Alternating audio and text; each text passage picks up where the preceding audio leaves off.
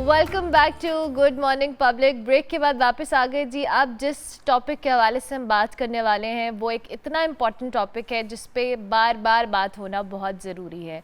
हम एंटीबायोटिक्स का इस्तेमाल देखते हैं अपने इर्द गिर्द, और जब भी कोई घर में बीमार होता है या इर्द गिर्द आपके, तो हम देते हैं जी फ़लाने को इतने दिन का एंटीबायोटिक का हमने कोर्स करा दिया, और बग़ैर किसी मशवरे के। इवन बच्चों को भी माएँ जब एक दफ़ा डॉक्टर के पास चली जाती हैं, उन्हें आइडिया हो जाता है जी कि अगर बच्चे का गला ख़राब है, उसे बुखार है, तो हमने ये एंटीबायोटिक उसे देनी है। डॉक्टर की रिकमेंडेशन एक बार होती है, लेकिन दोबारा अगर बच्चा बीमार हो रहा है तो माएँ वही प्रोसेस खुद से ही रिपीट कर लेती हैं डॉक्टर से कंसल्ट किए बगैर। इसी तरह बहुत सारे लोग ओवर द काउंटर जाकर खुद से एंटीबायोटिक्स ख़रीदते हैं और उसका इस्तेमाल कर लेते हैं।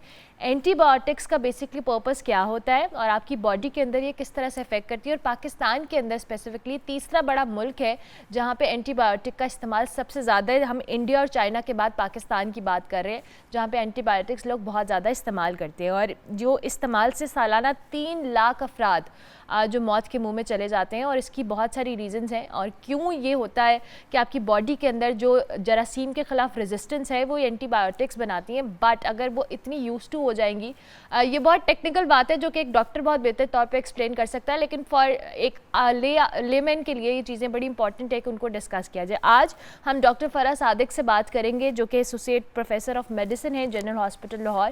Thank you very much doctor साहिबा, बहुत शुक्रिया। कैसी हैं आप? अल्लाह का शुक्र है। डॉक्टर साहिबा, सबसे पहले तो मैंने बहुत सीधा एक बात बताई है, आप बेहतर तौर पर एक्सप्लेन कर सकती हैं कि एंटीबायोटिक बेसिकली पहले है क्या, थोड़ा सा देखने वालों को एक्सप्लेन करते हैं आप। अच्छा देखिए, कुछ हमारे जो जरासीम होते हैं जो हमारी बीमारियां पैदा करते हैं, उनमें से कुछ को बैक्टीरियाज कहते हैं, ठीक है, कुछ वायरसेस होते हैं और कुछ फंगस फफूंदी वगैरह होती है। तो मेनली ये हैं जो एंटीबायोटिक्स है। एंटी का मतलब अगेंस्ट, बायोटिक्स का मतलब लाइफ। तो बैक्टीरिया के अगेंस्ट वो बैक्टीरियाज जो हार्मफुल हैं। सारे बैक्टीरियाज नुकसानदेह नहीं होते, कुछ बैक्टीरियाज आपके लिए फ़ायदेमंद भी होते हैं, लेकिन वो बैक्टीरियाज जो बीमारियां पैदा करते हैं उनके खिलाफ जो दवाइयां होती हैं उनको हम एंटीबायोटिक्स का नाम देते हैं। इसके अलावा एंटीवायरल होती हैं दवाइयाँ जो वायरसेस के अगेंस्ट होती हैं, एंटी फंगल होती हैं जो फंगस के अगेंस्ट होती हैं। इस तरह से मुख्तलिफ मेडिसिन होती हैं, उसको हम इस तरह से क्लासीफाई करते हैं। अच्छा डॉक्टर साहब, अब एक शख्स बीमार है, उसको कोई बीमारी है, कितनी एक्सट्रीम सिचुएशन में जाके एंटीबायोटिक्स का इस्तेमाल करना चाहिए, और हमारे यहाँ कितना कॉमन है कि ओवर द काउंटर या खुद से कोई भी एंटीबायोटिक इस्तेमाल कर ली जाए? हमारे यहाँ बहुत ज़्यादा कॉमन है। इवन डॉक्टर्स खुद भी जो है वो एंटीबायोटिक्स जो हैं वो यूज़ कर रहे होते हैं। अपने रिलेटिव्स को, अपनी माँ बाप को, अपने बहन भाइयों को वो ब्लाइंडली लिख देते हैं कि अगर किसी को बुखार हो रहा है, गला ख़राब है, तो 7 एंटीबायोटिक जो है वो लिख देते हैं। या अगर किसी को पेशाब जल के आ रहा है या किसी को पेट में दर्द है, तो एंटीबायोटिक्स का जो है वो इस्तेमाल जो है वो बहुत ज़्यादा है। ऐसा होना नहीं चाहिए। क्यों नहीं होना चाहिए? उसकी वजह ये होती है कि बाज़ औक़ात वो बीमारी बैक्टीरिया की वजह से होती ही नहीं है, वो होती ही वायरस की वजह से है, या वो एलर्जिक होती है। गला आपका जो आजकल ख़राब हो रहा है, नाक बह रही है, ये ज़रूरी नहीं है कि अभी कोई इन्फेक्शन ऊपर हुआ हो। वो सिंपल आप किसी चीज़ से वायरल भी हो सकता है, कोई एलर्जी हो सकती है आपको। यानी आपको अगर मिट्टी से एलर्जी है, या आपको परफ्यूम से एलर्जी है, या कोई आपने जानवर घर में पाले में है, तो उसकी वजह से भी आपकी बॉडी का एक दिफाई निज़ाम ये है कि आपकी नाक बहना शुरू हो जाएगी, आपका जो खांसी है वो आना शुरू हो जाएगी ताकि वो अंदर ना जाए। ये बेसिकली एक दिफाई निज़ाम है। आपके नाक का बहना, खांसी का आना, ये इस चीज़ का इजहार है कि खांसी के उससे वो बाहर निकल जाए और नाक बहे ताकि वो वॉश आउट हो। ये अच्छी एक चीज है जिसको हम दिफाई निज़ाम, जिसको हम मेडिसिन से कंट्रोल करने की कोशिश करते हैं जब हम बहुत ज्यादा उससे तंग पड़ जाते हैं। यानी खांसी अगर बहुत ज्यादा आ रही है। मैंने डॉक्टर साहब ये भी प्रैक्टिस देखी है कि किसी को अगर एक दिन छींक भी आई है ना, उसने उठ के पहले से प्रिकॉशनरी मेजर लेने के, मुझे कुछ हो ना जाए, मैं लंबा बीमार ना हो जाऊं, मैंने एंटीबायोटिक खा लिया। हाँ, ये अक्सर औकात वो लोग करते हैं जो बेचारे सिंगल हैंडेडली जो है वो अपने खानदानों को चला रहे होते हैं, और वो ये कहते हैं अगर मैं बीमार पड़ गया या पड़ गई तो क्या बनेगा, तो मैं पहले ही दवाई खा लूं। अच्छा, मैं भी उन्हीं में से हूँ। लेकिन ऐसा होना नहीं चाहिए। उसकी वजह यह है कि अगर आप एंटीबायोटिक का इस्तेमाल करते हैं तो होगा ये कि कुछ अरसे के बाद वो एंटीबायोटिक एक तो मौसर नहीं होगी, ठीक है, उसी जरासीम पर जिस पर वो पहले असर ही नहीं करेगी वो। उसकी वजह ये है कि बैक्टीरियाज भी बड़े स्मार्ट हैं आजकल। ठीक है, जिस तरह हम लोग स्मार्ट हैं, हमारी नई जनरेशन स्मार्ट है, बैक्टीरियाज या वायरसेस या फंगाई वो बहुत स्मार्ट हैं। वो उनके जिस्म में ऑटोमेटिकली एक ऐसी चेंज आ जाती है कि वो एंटी बायोटिक जो पहले उन पे इफेक्टिव थी वो दोबारा उन पे असर नहीं करेगी, क्योंकि वो अपने अंदर एक ऐसी चेंज ले आएंगे टू बेटर सर्वाइव। ओके, अच्छा डॉक्टर साहब इधर एक और पॉइंट भी, जैसे अभी हम बात भी कर रहे थे, ग्लोबली भी जैसे मैंने थर्ड कंट्री पाकिस्तान को मेंशन किया, लोग बहुत ज़्यादा एंटीबायोटिक्स का इस्तेमाल करते हैं। इससे जो एंटीबायोटिक की एफिकेसी है वो कितनी रिड्यूस हो रही है, जिस तरह से अभी आप खुद भी जिक्र करिए, इसको मैं चाहती हूँ थोड़ा डिटेल में आप बताएं। हाँ जी, देखिए इससे वही मैंने आपको बताया है कि वो एंटीबायोटिक जो पहले मौसर होती है एक चीज़ के लिए, वो कुछ अरसे के बाद नहीं मौसर होती है। रेजिस्टेंस इसको कहते हैं कि पैदा हो गई है, तो उसके बाद जो है वो फिर दूसरी दवाई ट्राई होती है ब्लाइंडली, फिर उसको रेजिस्टेंस हो जाती है, और आखिर में हमारे पास बहुत कम चॉइस रह जाती है कि हम ये दवाई दें। जैसे कि आपने अक्सर सुना होगा कि टाइफाइड बुखार जो था वो सिंपल नोविडेट सिप्रोफ्लॉक्सासिन जो है उसको कवर कर लिया करता था। अब जो टाइफाइड आ रहा है उस पे दो दवाइयां हम दे रहे हैं, और बसा औकात उससे भी वो कवर नहीं होता, 2 एंटीबायोटिक्स इकट्ठी दी जाती हैं। अब उसका हल क्या है? उसका हल एक तो ये है कि पहली बात ये है कि आप अपने डॉक्टर के पास जाएं। बिल्कुल, सबसे पहली बात ये है कि आप डॉक्टर के पास चले जाएं। अच्छा, डॉक्टर भी कौन हो? स्पेशलिस्ट हो, क्योंकि जो हमारे सिंपल डॉक्टर्स जो बैठे हुए हैं उनको इस चीज़ का इदराक नहीं होता, या कुछ कमर्शियल माइंडेड लोग होते हैं, वो ये कहते हैं कि अगर हमने मरीज़ को दवाई नहीं लिख कर दी और टेस्ट लिख कर दे दिए तो हमारा मरीज़ जो है वो ख़त्म हो जाएगा। हाँ, हम चाहते हैं कि अपना मरीज़ बनाएं, तो उसको वो एक कॉकटेल मेडिसिन की जो है ना दवाइयों की वो लिख देते हैं कि उसमें एंटीबायोटिक भी होती है, उसमें बुखार की दवाई भी है, उसमें दर्द की दवाई भी है, ताकि मरीज़ जल्दी से ठीक हो जाए और दोबारा उनके पास आए। उनको स्पेशलिस्ट डॉक्टर के पास जाना चाहिए। अगर वो इसको अफोर्ड नहीं कर सकते, सरकारी अस्पतालों में स्पेशलिस्ट होते हैं, उन तक पहुंचना मुश्किल है। एग्जैक्टली, मैं मानती हूँ इस चीज़ को, लेकिन आप एक दफ़ा थोड़ी सी तकलीफ करके अपनी जान की खातिर एक दफ़ा उसको दिखाएं। जो स्पेशलिस्ट डॉक्टर है वो कभी भी आपको ब्लाइंडली एंटीबायोटिक नहीं देगा, वो पहले आपके खून का या पेशाब का या स्टूल का यानी पखाने का वो टेस्ट करवाएगा जहाँ कभी इन्फेक्शन है।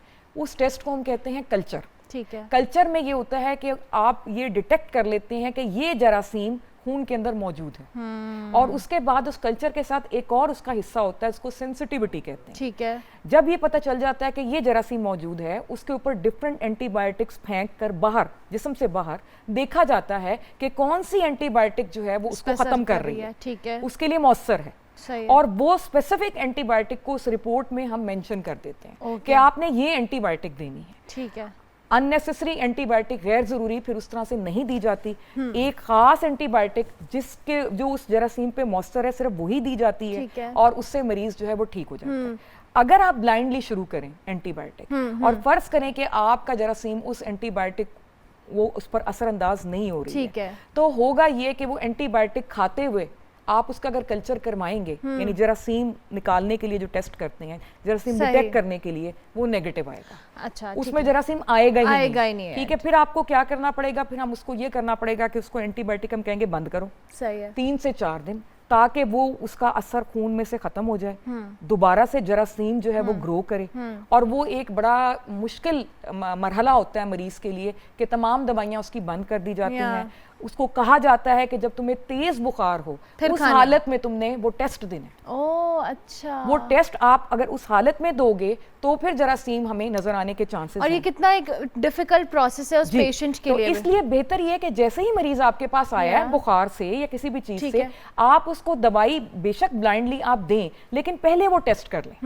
पहले वो टेस्ट दे दिया आपने, उसके बाद आप दवाई शुरू करा दें जो भी आपको लगता है कि इसमें मौसर होगी, क्योंकि उस टेस्ट का रिजल्ट भी 3 दिन के बाद आना होता है। सही, कल्चर सेंसिटिविटी का। उन 3 दिनों के अंदर आप कोई भी दवाई जो आप समझते हैं कि बेहतर हो सकती है एंटीबायोटिक, आप उसको रिकमेंड कर दें। लेकिन उसका फायदा ये होगा पहले लेने का रिजल्ट कि एक तो आपको उसमें जरासीम नजर आ जाएगा, और 3 दिन के बाद आप अपने ट्रीटमेंट को उस टेस्ट की रिपोर्ट के मुताबिक बदल सकते हैं। अच्छा डॉक्टर साहब, ये तो आप ट्रीटमेंट की बात करेंगे, आप ज़रा इंटरनेशनली एक प्रैक्टिस पे आ जाते हैं, और हमारे यहाँ इस प्रैक्टिस को रोकना क्यों ज़रूरी है और कैसे रोका जाए। इंटरनेशनली बच्चों को तो हमारे बहुत सारे रिश्तेदार, मेरी अपनी बहन रहती है, वो कहती है जी हमें बुखार है, कुछ है, डॉक्टर कहते हैं आप घर पे इलाज करें, कोई एंटीबायोटिक आपको, और प्रिस्क्रिप्शन के बगैर तो वहाँ पे मेडिसिन का सवाल ही नहीं है। बच्चों को भी नहीं दी जाती, बड़ों को भी नहीं दी जाती, और उनको कहा जाता है घर पे आप इसको ट्रीट करें, एक हॉस्पिटल पे कोई अपॉइंटमेंट लेना इट्स अ टास्क। लेकिन यहाँ पर तो ओवर द काउंटर, हमें फार्मेसीज पे जाएं, कोई भी गए वो आपको बच्चे के लिए दवाई दे देगा, कुछ दे देगा। ये रूल्स एंड रेगुलेशंस भी बड़ी इंपॉर्टेंट है। What do you think?